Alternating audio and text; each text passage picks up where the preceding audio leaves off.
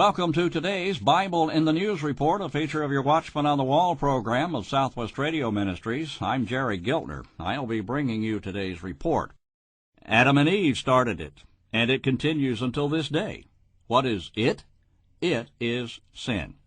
We remember the first humans God created bringing sin into the world from Genesis chapter 3, and saw the first result of it when they realized they were naked and tried to hide from God. But he found them, and he is still finding those who transgress his ways. One News Now gives an example in a story posted on the Internet October 15, 2012. The headline reads, quote, "Prostitute patrons can't hide their faces," close quotes. And now we quote a portion of the article. "Gone are the days of the nameless, faceless John, men who buy sex and are now likely to end up with their faces splashed across the Internet or the morning newspaper.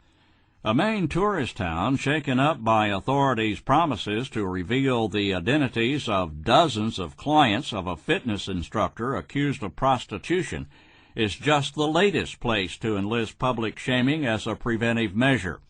Fresno, California sponsors a website called Operation Reveal that features mugshots of suspected Johns, while Oklahoma City has the vigilante-style John TV. In Arlington, Texas, a highway billboard declares, "This could be you," under the picture of 4 suspects. In Maine, the small-town scandal has literally put Kennebunk on the map.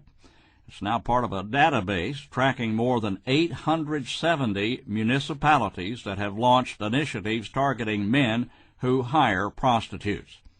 Interviews and surveys of officers at 200 police departments nationwide since 2008 found most consider targeting customers the best way to curb prostitution because they fear publicity about the charges more than fines or even jail time. It continues a long-developing trend away from prosecuting the supply side, the prostitutes themselves, and targeting the demand. What they usually ask is my wife going to find out? Is my boss going to find out? Is my name going to be in the paper? Said Michael Shively, who conducted the study funded by the National Institute of Justice, close quotes. Well, obviously, in the location cited in the story, and likely others, the answers to those questions will now be absolutely. Men do not live in a vacuum, and we do not live in a place that sin will not be exposed.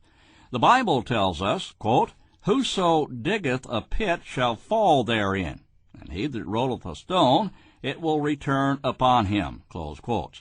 That's from Proverbs chapter 26, verse 27. Or we might put it this way, your sins will be uncovered. That's today's Bible in the News Report, a presentation of Southwest Radio Ministries.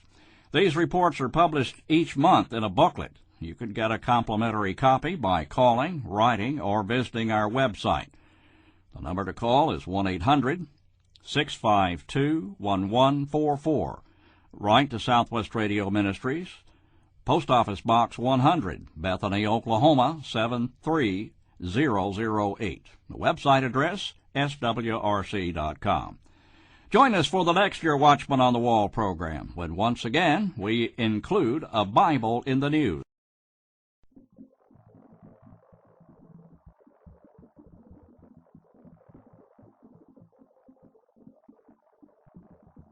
Some men's sins are open beforehand, going before to judgment. Some men's sins are open beforehand, and some men they follow after. Maybe you sin and everyone knows. Maybe you hide in the dark shadows. Sin is something you cannot ignore. 1 Timothy 5:24. Some men's sins are open beforehand, going before to judgment. Some men's sins are open beforehand, and some men they follow after. Some men's sins are open beforehand, going before to judgment. Some men's sins are open beforehand, and some men they follow after. And some men they follow after. And some men they follow after.